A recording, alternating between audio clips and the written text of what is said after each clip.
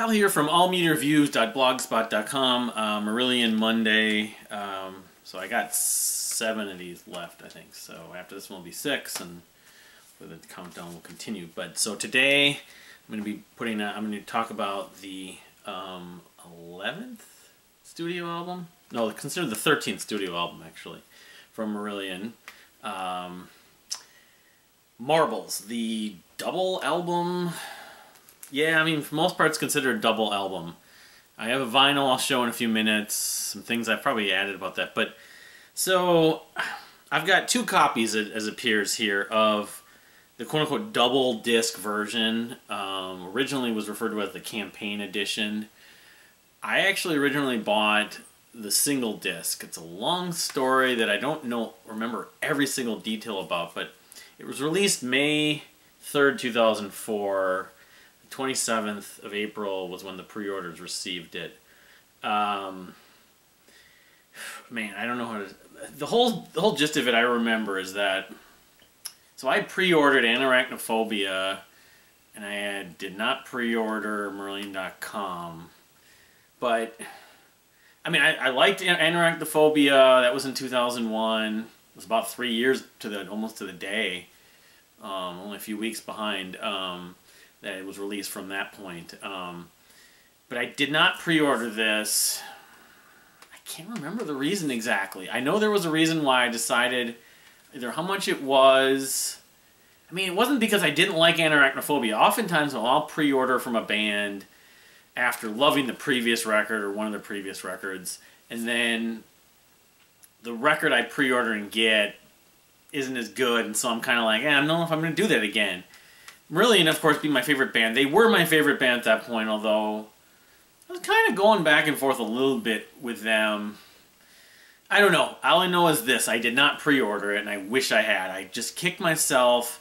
I think it was a budget thing, because it's kind of funny. Because in 2004, I was in transition the summer of 2004, but at this point I wasn't. I don't know, the spring of 2004, maybe it was because I had taken some trips, and I just had to put my foot down and decide, no, I can't afford this. I don't know, or there was a reason why I didn't pre-order it, and I really regretted it. So what ended up happening then is it came out, it was going to come out, and it came out.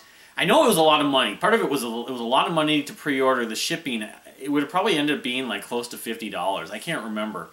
But, so, I think the first single was released, it was You're Gone, I think. But I just was so miffed at myself for not pre-ordering, and then I went to the Electric Fetus, I think it was, and they had it there, and I got the single disc version. It was quote-unquote the US version, or the North American version, the US version, and I did love it, and I was thinking I should have pre-ordered this thing, except I was really pissed off. That was not cheap, too. I think I paid over $30 for that. It was like $28.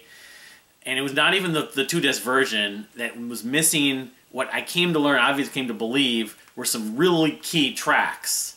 It did have The Invisible Man, which, push comes to shove, I still lean towards my favorite track on this record. But so this is the double disc version of Marbles. You know, it was coming off of Anarachnophobia, but I think they went from sort of a consistently good band to this record really changed mine and other people's views of them. They kind of they were just amazed on how good this record was. It's, you know, people that love Brave, people that love Afraid of Sunlight, that weren't as crazy about the records that followed those. They weren't as into them. They're like, what happened to this band, even with Hogarth? Even people that only love Fish listen to this, and that changed their mind. So this is a huge, like, album from a standpoint of what it sort of did.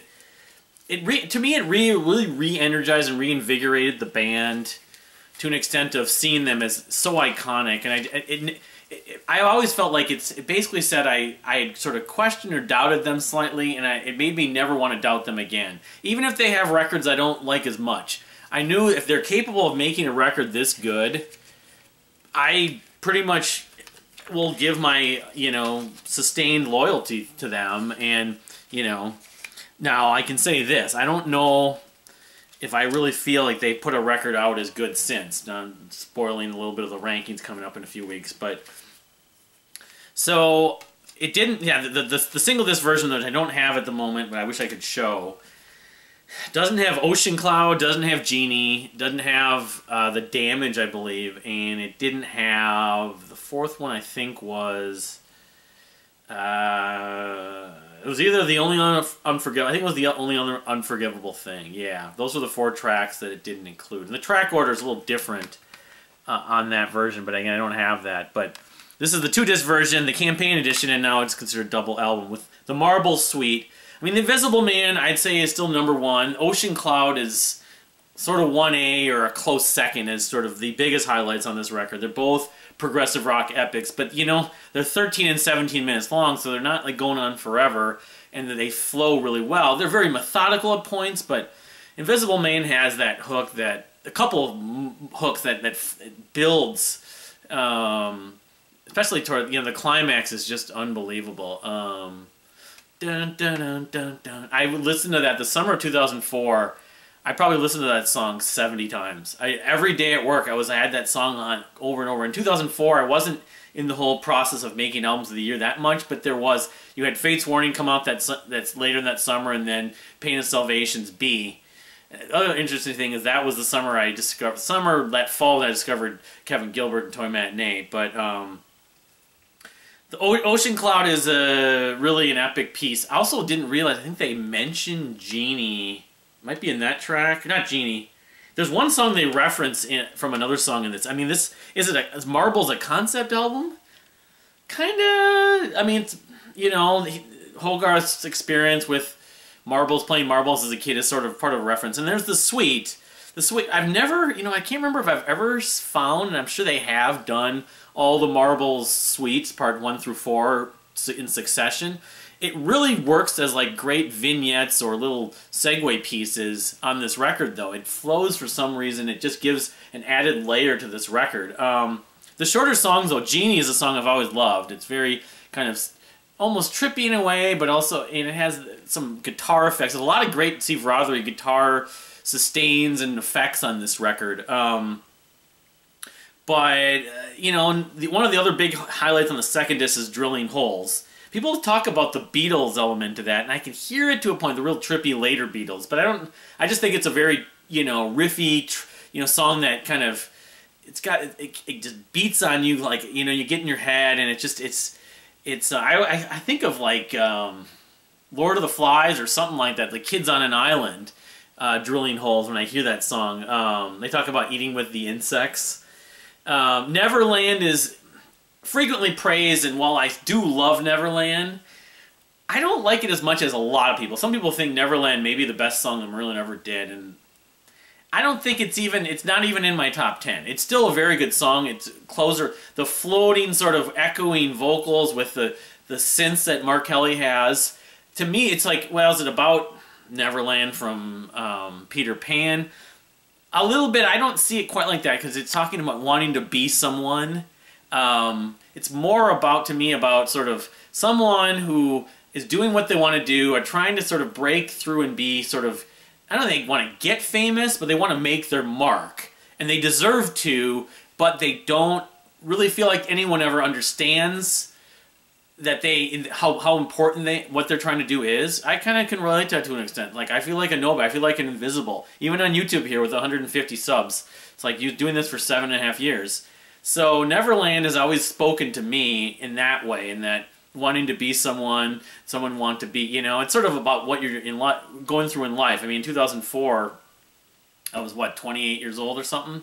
So, you know, it was not, I wasn't really quote unquote coming of age, you know, but at that point, you know, your late 20s, you really need to figure out what you're going to do with your life, and I was kind of relating. Ironically, I started at the company I started working at around that same time, that fall. And I've been there ever since, 17 plus years, almost 17 years later. So, but yeah, You're Gone, Don't Hurt Yourself is very catchy. That's one of the catchiest, best pop songs Marillion's ever done. Should show the vinyl though now. The thing that disappoints me about this vinyl, I didn't realize it when I bought it, and I would guess, is that it's not, this is definitely not, it does not include Ocean Cloud. among some others. It's the abridged version, I guess you could say, of Marbles. Yeah, this is really the similar track list, if I'm not mistaken, that was on the single CD disc version that I got. You can see. There's the track list right there. But someday, you know, I should go back to, and of course the top, I've got a little damaged vinyl records and cases and stuff. I should try to, it's probably a triple disc. That's my guess, is it. Need to get the campaign version, the double disc version, the quote-unquote deluxe version of Marbles. I gotta believe it's been pressed, and it's still pressed. Interesting labels they got on this, though.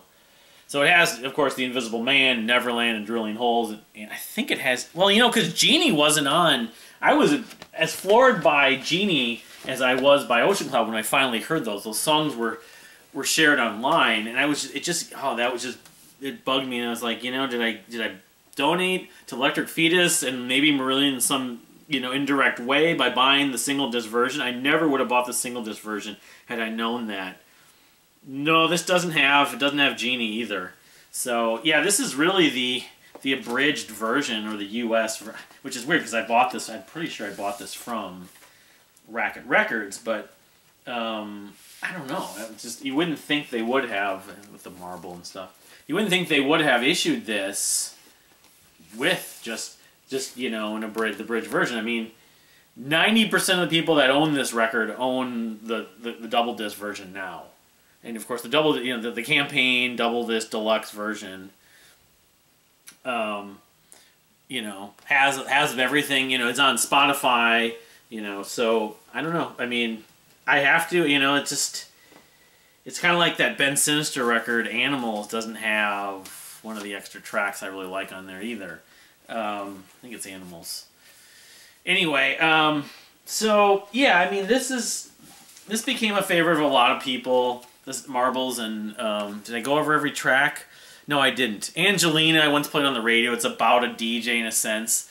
Some other things about someone who's lonely, who likes to listen to radio late at night. You know, Fantastic Place to me is a fantasy song. A lot of this is about fantasy, about, you know, kind of escaping reality in a sense. And it has a very, not like overt, but kind of strong U2 element.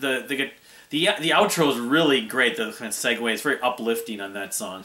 In fact, I think I did play that once on the air. The Only Unforgivable Thing, you know, I forgot how long of a song that song is, Only Unforgivable Thing, but it's like 7 minutes, a little over 7 minutes, but I remember the last couple minutes really make that song work. It just kind of goes slowly and methodical, and then, you know, a lot of the songs on Marbles are slow, methodical pieces. Other than, like, You're Gone and maybe Don't Hurt Yourself. The Damage I like. The Damage is probably my least favorite track on here. It has that along with, I guess, Drilling Holes, has a very strong Beatles influence. I would say there's a song they did later called Lucky Man, which has a very Abbey Road sounding element. Didn't work as well as The Damage did. The Damage is good, but if I ranked the songs on Marbles, The Damage may be my least favorite track, but it's still not bad. You know, so, I mean, and you get the epics. The epics really make those, Neverland's the third one, really make a lot of what makes this record so special.